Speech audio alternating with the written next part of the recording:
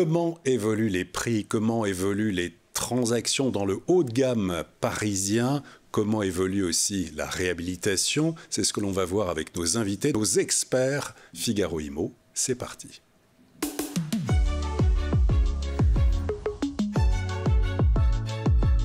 Deux invités sur le plateau de Figaro Immo que l'on est très heureux de recevoir aujourd'hui. Tout d'abord, Jérôme Cantel, bonjour. Bonjour Olivier. Directeur du développement de Vanneau, spécialiste de l'immobilier haut de gamme depuis 50 ans à Paris. On verra avec vous l'évolution des prix, l'évolution des transactions. Stéphane Imovic. Bonjour. Bonjour Stéphane, président fondateur de Icori. Vous conseillez, vous accompagnez les propriétaires comme les investisseurs dans leurs projets résidentiels et vous intervenez sur les immeubles, les appartements pour les transformer, les rénover, les réhabiliter. C'est ce que l'on verra notamment en images tout à l'heure. Tout d'abord, en introduction à tous les deux, eh bien, j'ai envie de vous demander quelle définition vous donneriez à l'immobilier haut de gamme. Stéphane. Concernant l'immobilier haut de gamme, je pense qu'il faut se retirer de simplement l'aspect du prix. C'est-à-dire que l'immobilier haut de gamme, ce n'est pas uniquement un prix élevé. Et je pense que cette définition a beaucoup évolué ces dernières années, très simplement parce que les besoins et les envies des acquéreurs sur ce type d'immobilier ont évolué. Donc, pour moi, pour nous, pour notre société, l'immobilier haut de gamme, c'est la conjonction à la fois d'une belle adresse, d'un bel immeuble, de parties communes qui sont à la hauteur des attentes des clients, mais également un appartement qui représente ce que, de manière internationale, les gens qui ont beaucoup d'argent souhaitent. Donc, des prestations haut de gamme, des appartements en bon état, et au-delà de ça, aujourd'hui, de plus en plus de services à l'intérieur des immeubles. Donc, l'immobilier haut de gamme, aujourd'hui, c'est un peu la conjonction de l'ensemble de ces éléments. Très bien. Jérôme. Alors moi, en ce qui me concerne, j'ai envie de dire qu'il y a deux définitions. Enfin, il y a une définition plus personnelle et une définition qu'on utilise entre professionnels. Parce qu'entre professionnels, comme on fait des études, il faut qu'on puisse comparer des choses comparables. Donc on s'est fixé quelques définitions sur le haut de gamme. Donc effectivement, et là ça démarre pour nous professionnels sur du prix. Sur du prix qui est généralement on parle de biens haut de gamme, sur des biens qui sont situés entre 2 et 4 millions. Au-dessus de 4 millions, on commence à parler d'ultra-luxe. Donc pour les professionnels, c'est la localisation et le prix. Ensuite, pour moi personnellement, comme les goûts, voilà, les goûts, les couleurs, il en faut pour tous les goûts, j'ai envie de dire. Pour moi, c'est avant tout effectivement une localisation, donc un voisinage de l'architecture du bâtiment, les parties communes, comme a dit Stéphane. C'est aussi la qualité des finitions, la qualité de la rénovation, s'il faut, et l'exclusivité, la rareté du bien. Voilà, et ça peut être effectivement, enfin pour moi, un studio de 20 mètres carrés refait par architecte avec tous les services qu'on a besoin est un bien haut de gamme, et du charme est un bien haut de gamme pour moi. Très bien. Merci pour ces définitions à la fois très, très personnelles et sur votre vision à tous les deux. Alors, on va poursuivre avec vous, Jérôme, parce que chez Vanneau, vous venez de sortir en fait un bilan à la fois de l'année 2023 sur justement ce marché immobilier haut de gamme à Paris. On va voir avec vous notamment déjà comment évoluent les transactions. Alors, les transactions en général, enfin c'est sur le marché public, sont en chute sur Paris intramuros. Sur le marché global, dans la globalité du marché, j'ai envie de dire de presque 20% en termes de volume. En termes de prix, en projection, on serait sur du -5, entre -5 et -6 à fin décembre sur l'année 2023. Chez Vanneau, c'est un peu différent puisqu'on est en progression de 25% depuis le début de l'année, donc à fin octobre par rapport à 2022. Donc une année plutôt florissante. Essentiellement qui est dû, je pense, à notre positionnement sur le haut de gamme, qui est un marché qui souffre un peu moins aujourd'hui que le marché de 0 à 1 million, enfin de 500 à 1 million. Marché traditionnel, effectivement, classique, donc pour l'instant, qui souffre un peu plus. N'est pas impacté, en tout cas dans le résidentiel, il y a toujours de la demande. Il y a beaucoup de demandes, il y a beaucoup d'offres aussi, ce qui nous fait dire qu'aujourd'hui, la demande et l'offre ne se rejoignent pas encore. Et encore, je pense que à la sortie de l'été, il y a eu un arrêt quand même sur les biens entre 1 et 3 millions sur le deuxième trimestre. Oui. Des transactions, ça s'était bien calmé. Et à la sortie de l'été, je pense que tous les vendeurs ont discuté à droite à gauche, ont eu le temps de prendre le temps de s'informer, et on a procédé à énormément de baisses de prix. Sur un retour à la raison, par rapport à une réalité du marché exactement. Qui aussi touchait le haut de gamme. Voilà, qui impactait le haut de gamme, oui, effectivement, parce que ce sont par essence même des gens qui sont moins pressés de vendre, qui n'ont pas, voilà, et donc qui ont l'attitude d'attendre un peu plus longtemps, mais qui sont revenus, nous, fin août et tout le mois de septembre, on a passé notre temps à faire des baisses de prix sur les biens qu'on avait en stock depuis un certain temps pour revenir aujourd'hui au prix du marché, et donc je pense que ça a fluidifié le marché, ça se ressent dans les chiffres, hein. Ça a fluidifié le marché depuis début octobre. Les délais de vente. Les délais de vente. Alors les délais de vente, ils ont augmenté parce qu'on était à 53 jours, effectivement. 53 jours, on est monté à 76, je crois, en octobre. En octobre. Ouais. Sur 3 mois glissants en moyenne, et sur le mois d'octobre seul, on était à 89 jours. Alors ça peut être assez contradictoire, mais pour moi c'est une bonne nouvelle parce qu'on parle d'une moyenne, mais dans cette moyenne il y a un écart type, j'ai envie de dire, qui fait que grâce à ces baisses de prix qui ont été discutées, négociées pendant l'été, les vieux mandats qu'on avait en stock depuis 6 mois, 12 mois, 18 mois, qui n'étaient pas au prix du marché, sont venus au prix, et donc que l'on a vendu, que l'on a sorti. Et par contre, les nouveaux biens que l'on rentre sont au prix et donc se vendent assez rapidement, entre 10, 20, 30 jours. Donc, c'est assez simple parce qu'on sort l'ancien stock, on est en train de vendre l'ancien stock avec des vendeurs qui acceptent les baisses de prix assez importantes. D'accord. Et donc, tout ça aide à fluidifier le marché aujourd'hui depuis mi-septembre, fin septembre. Très bien. Alors, on va voir maintenant en images. On a besoin aussi de rêver, de voir un petit peu concrètement quels ont été à la fois chez Vano les biens vendus, les biens actuellement, une sélection de biens à la vente. Vous avez choisi quelques exemples de biens vendus par Vano. Alors voilà qu'on voit en images. Alors là, on est sur un appartement que j'ai choisi dans le 11e, donc à Richard-Lenoir, donc à la limite du 3e et de ce qu'on appelle le Haut-Marais. Qui est un appartement qui s'est vendu très rapidement, donc au dernier étage, avec un beau balcon, entièrement rénové avec de la climatisation inversée. Et c'est intéressant pour plusieurs raisons pour moi, c'est pour ça que j'ai souhaité vous le montrer. D'une part, c'est le prix au mètre carré, parce que c'est vrai que c'est pas une grande surface, hein, on est sur du 104 mètres carrés, mais qui a été vendu quand même 1 972 000 euros, autour de 2 millions, donc on est à 17 000 euros du mètre carré pour un appartement dans le 11e, ce n'est pas négligeable. Et petit plus, c'est que le vendeur est américain et l'acquéreur est américain aussi. Très bien. Voilà. Deuxième exemple. On va voir un deuxième exemple. Alors, celui-ci où là? On est en région parisienne du côté de Neuilly. Voilà, donc en région parisienne à Neuilly-sur-Seine, donc en bordure du bois de Boulogne, donc dans les environs de la fondation Louis Vuitton et du jardin d'acclimatation. Donc là, on est sur 190 mètres carrés de plein pied, donnant sur un jardin lui aussi de 190 mètres carrés. Donc voilà, entièrement rénové aussi, avec un jardin pour ceux qui connaissent, qui ne donne pas sur le boulevard mais qui donne sur l'arrière.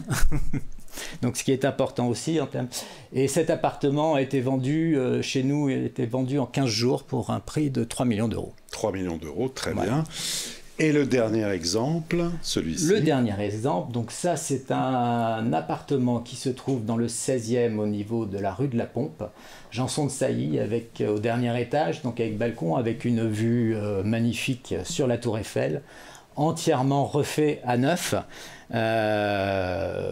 et qui s'est lui aussi vendu 2,8 millions pour une superficie de 180 mètres carrés, donc 16 000 euros pour un prix de 16 000 euros du mètre carré. Donc des prix quand même au mètre carré qui sont bien supérieurs à la moyenne de ces quartiers. Et puis on va voir en diaporama alors quelques exemples de biens actuellement à la vente chez Vano. D'accord. Donc là, nous avons un appartement dans le quartier de Notre-Dame-des-Champs, entre Raspail et le Jardin du Luxembourg. Un appartement, j'ai envie de dire, typique de ces quartiers-là, avec de beaux volumes, de grandes fenêtres, entièrement lui aussi restauré, d'une superficie de 134 mètres carrés. Voilà, qui est en vente aujourd'hui, donc au dernier étage, qui est en vente aujourd'hui à 3,7 millions, soit un prix au mètre carré de 27 000 €. Ah oui. Voilà. D'accord. Autre exemple. Autre exemple, donc là on est dans le quartier des ministères à Solferino, autour de la Solferino rue du Bac. Une superficie dans un immeuble haussmannien, sur une superficie de 350 mètres carrés. À l'étage noble, donc c'est pour ça qu'on a une hauteur sous plafond qui est quand même assez exceptionnelle de 4,20 m, et qui donne cette impression, enfin c'est pas qu'une impression, qui donne ces volumes assez importants, et c'est généralement ce qu'on cherche aussi dans le haut de gamme, c'est d'avoir de beaux volumes, qui donne lui entièrement sur, non pas sur boulevard, mais qui donne entièrement sur un hôtel particulier, un des plus beaux hôtels particuliers du 7e arrondissement, et qui est commercialisé au prix de 9 980 000 €. Très bien. Et un dernier exemple, hein, je crois qu'il y a, voilà.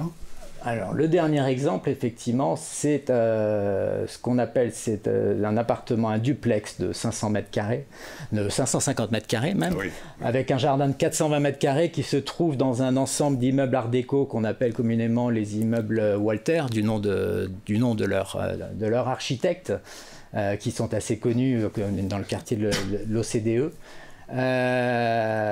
Donc 550 mètres carrés, encore une fois, là on est vraiment dans l'ultra luxe, puisqu'on a toutes les commodités, enfin tout ce que quelqu'un peut souhaiter. On a un spa avec hammam, avec sauna, on a une salle de sport, dans la cuisine on a une chambre froide, on a une cave à vin blindée, enfin voilà, tout ce qu'il faut pour recevoir. Et donc pour combien? Et pour un prix de 13 380 000 €. 13 380 000 €.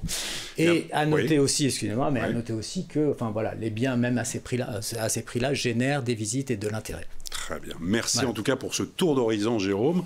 On y reviendra tout à l'heure. Stéphane. Alors Stéphane, bon, le haut de gamme fait rêver, la capitale aussi. Vous accompagnez, donc on le disait en introduction, les investisseurs, les propriétaires dans leurs projets d'acquisition, de transformation. Quelle est votre spécialité, Stéphane ? Alors, notre spécialité, c'est d'accompagner les grands propriétaires, ce qu'on appelle chez nous des grands comptes, c'est-à-dire des institutionnels, des assureurs, des foncières, etc., dans le cadre de la valorisation de leurs actifs. Donc, dans un certain nombre de cas, on les accompagne en amont sur la réflexion pour voir quels seraient les attributs nécessaires pour arriver à mieux valoriser. Et parfois, on intervient aussi sur de l'immobilier très haut de gamme, comme on a pu le faire, et comme on le fait avec un de nos clients, en l'occurrence Groupama Immobilier. Que l'on va voir en image. Que l'on va voir en image, effectivement. Absolument. Vous allez nous décrire. Tout d'abord, on va regarder cette première opération. Oui, alors là, c'est une opération, en l'occurrence, qui n'est pas de Groupama, qui est d'un promoteur parisien qui a fait une très belle opération avenue Victor Hugo, avec des appartements terrasses qu'on avait commercialisés. Et ce qui était intéressant, c'était de voir ce hall qui était fait avec beaucoup d'originalité. Je pense que là aussi, la créativité en matière immobilière, c'est quelque chose qui fait partie des attributs de l'immobilier haut de gamme. Donc voilà, c'était une très belle rénovation, très beaux matériaux et des appartements avec terrasse notamment. Très bien, on va voir une deuxième opération, alors là avec Groupama. Absolument, alors là c'est une très belle opération que Groupama Immobilier a pu faire sur un de leurs immeubles, avenue de la Grande Armée. On voit les parties communes qui sont absolument magnifiques. Ils ont remonté la cage d'escalier jusqu'au 6e étage qui était un niveau de service. Ils ont réalisé des appartements très haut de gamme et surtout des appartements avec des prestations, de l'équipement intérieur et des appartements qui ont été décorés. Certains d'entre eux, d'ailleurs, ont été vendus entièrement meublés. Ce qui est assez intéressant, comme quoi les gens, même quand ils ont beaucoup d'argent, n'ont pas forcément beaucoup d'idées.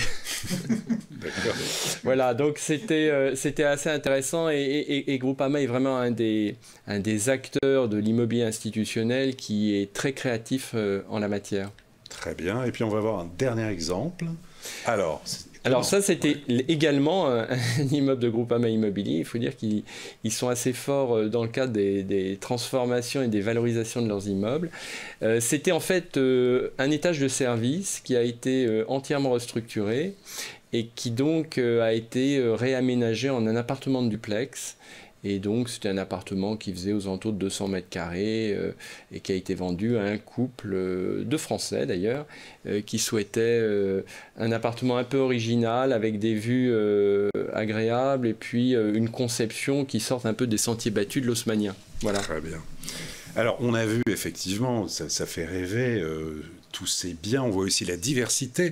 Quelles sont à tous les deux les grandes tendances que vous voyez émerger dans le haut de gamme au niveau de la demande sur la typologie de biens, sur la notion de service ou des biens clés en main? Qu'est-ce qui vous étonne, Stéphane ou Jérôme?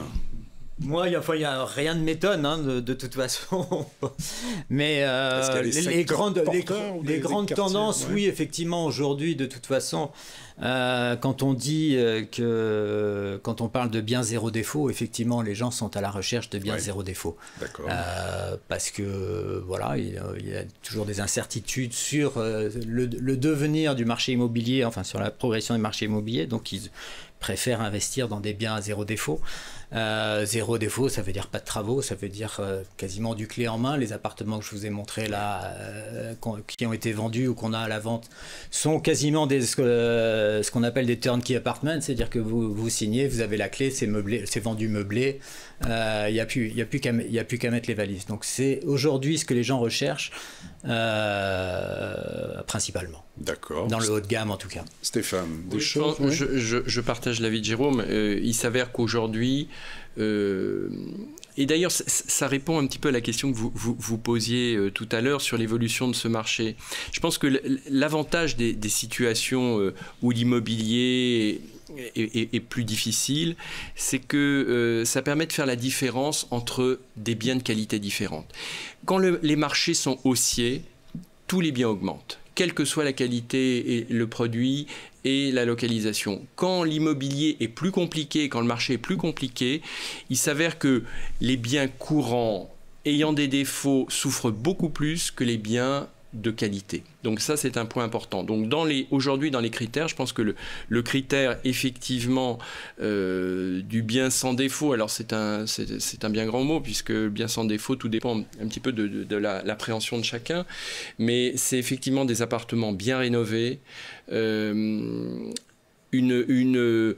configuration qui soit la plus idoine et qui corresponde bien aux besoins des gens et à leur mode de vie. À titre d'exemple, autrefois, dans les très beaux appartements, la cuisine était au bout d'un couloir. Aujourd'hui, les gens préfèrent nettement avoir des cuisines qui soient des cuisines dînatoires, proches des salons. Bon, c'est une évolution de la société, tout simplement. Oui, et également, nous, ce que l'on voit, c'est la qualité du service intérieur. C'est-à-dire que le service en France, dans les immeubles dits haut de gamme ou de luxe, sont finalement assez peu développés. Ils s'étaient beaucoup développés dans les années 50-60, et puis il s'est avéré que peut-être les copropriétés ont réduit un peu les frais parce que les charges étaient plus lourdes. Aujourd'hui, notamment la clientèle internationale recherche des produits très qualitatifs avec du service. Et que ce service puisse être utilisé de son smartphone si on veut recevoir quelqu'un, si on a besoin d'un maître d'hôtel, si on a besoin d'un chauffeur ou je ne sais pas. On a besoin de l'ensemble de ces services et ça, c'est vraiment important. Et dans les opérations sur lesquelles on travaille actuellement, on travaille sur une très belle opération dans le 16e arrondissement avec une réhabilitation lourde. Eh bien, il y aura l'ensemble de ces services avec une espèce de majordome intérieur, avec une cave à vin si nécessaire, etc., etc. Donc voilà, c'est tous ces éléments qui sont importants et constitutifs de ce qu'on peut appeler l'immobilier haut de gamme. Et à propos justement de cette clientèle internationale national. Il va y avoir un événement 2024, les Jeux Olympiques à Paris. On attend énormément de touristes à la fois qui vont venir pour séjourner. Peut-être certains vont vouloir s'installer après plus tard. Est-ce qu'il va y avoir, selon vous, un impact justement de ces Jeux sur le marché immobilier, notamment le haut de gamme? Jérôme? Alors, on va partir du principe que les Jeux Olympiques se passent bien. Ah bah oui, bah quand même, bien sûr. Donc non, moi objectivement, je ne pense pas. Bon. Je ne pense pas.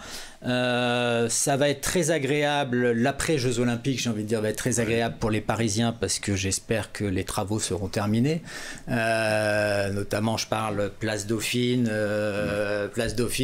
Porte-Maillot, enfin tous ces quartiers de Paris qui sont en travaux depuis maintenant des années, qui ont été délaissés par les habitants et par les investisseurs aussi. Donc je pense qu'il y a des quartiers de Paris qui vont se revivre. Je pense qu'il va y avoir un gros coup de fouet, un gros déblocage sur le marché de la location, parce qu'aujourd'hui, quasiment la totalité du parc locatif parisien est vide en attendant les JO, qui vont revenir sur le marché au mois de septembre. Mais je ne pense pas que ce soit les JO qui fassent venir les étrangers acheter, tout d'un coup, acheter Paris. C'est des gens qui connaissent des lieux haut de gamme. Voilà, mais c'est des gens qui connaissent Paris déjà depuis longtemps, qui viennent de façon régulière. Et je ne pense pas que ce soit aujourd'hui un déclencheur à l'achat sur le... Stéphane? Et je ne suis pas tout à fait du même avis que Jérôme. Tant mieux. Parce que, en fait, quand on regarde un peu les statistiques sur les derniers Jeux Olympiques, que ce soit Tokyo en 2004, Londres, je crois que c'était 2012 ou quelque chose comme ça, il s'est avéré qu'à chaque fois, il y a eu des hausses assez significatives de prix. J'ai pris quelques notes, je suis navré, mais Londres en 2012, c'était 24% de plus. Tokyo en 2021, ça a été 22%. Et quand on pense à Athènes en 2004, c'était 14%. Donc, nous, on pense que ça a un impact évidemment positif. Évidemment positif aussi parce que je dirais que la ville de Paris se prépare aussi sur beaucoup de travaux. Alors, on espère bien sûr que les travaux seront achevés. Je partage votre avis. Oui, ils seront achevés. Ils seront. Et Paris, qui est quand même une ville lumière. Les derniers Jeux Olympiques, je crois que c'était 1923. Donc, ça devrait avoir un impact, selon nous, assez significatif. Sur les prix, déjà vous dites, Stéphane, sur les prix. Sur les prix et également sur l'immobilier haut de gamme, vraisemblablement, parce que la clientèle qui vient, compte tenu des coûts aussi pour participer aux jeux, etc., je pense que ça amènera une clientèle haut de gamme qui, naturellement, aura un impact sur les prix. Donc oui, nous, on est plutôt confiants dans l'évolution positive des prix sur Paris, en tous les cas. D'accord. Vous qui êtes des observateurs, des connaisseurs de cet immobilier, notamment haut de gamme, quels sont les bons conseils, vos bons conseils pour ceux qui souhaitent vendre ou acheter un bien immobilier aujourd'hui? Jérôme? Alors pour ceux qui souhaitent vendre, c'est assez simple, hein. Il y a un seul conseil qu'on peut leur donner aujourd'hui, c'est de vendre au prix, enfin de se mettre au prix en tout cas. C'est pas évident, juste prix, parce qu'on a toujours... Au juste prix, certes, c'est pas évident, mais autant dans un marché haussier, il est facile de donner un prix optimiste, puisque de toute façon dans un marché haussier, mécaniquement, le marché viendra au niveau de votre prix optimiste, donc... C'est juste une question de temps pour le vendre au prix que vous souhaitez. Dans un marché baissier, comme on peut le voir maintenant, les vendeurs qui se mettent à des prix au-dessus du marché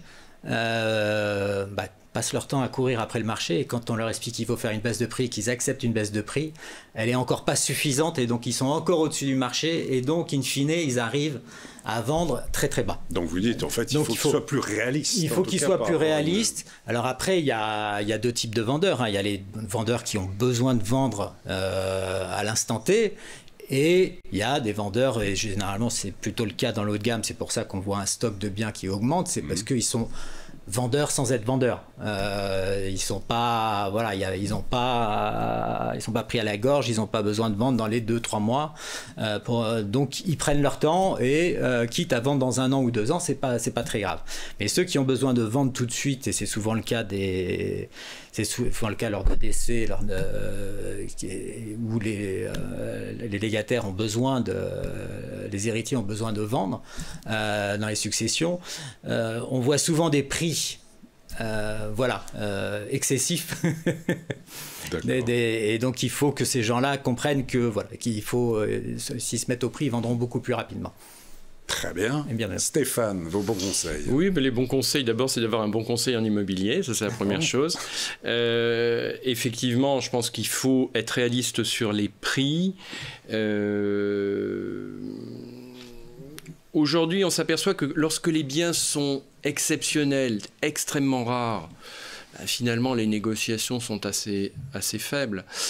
Quand on est sur des produits plus courants, même dits haut de gamme, mais plus courants et qu'on peut trouver plus facilement sur le marché, il vaut mieux procéder à une première baisse immédiatement qu'attendre trop longtemps. Parce que plus on attend, et plus les prix vont baisser, et effectivement, on sera toujours en retard d'un train.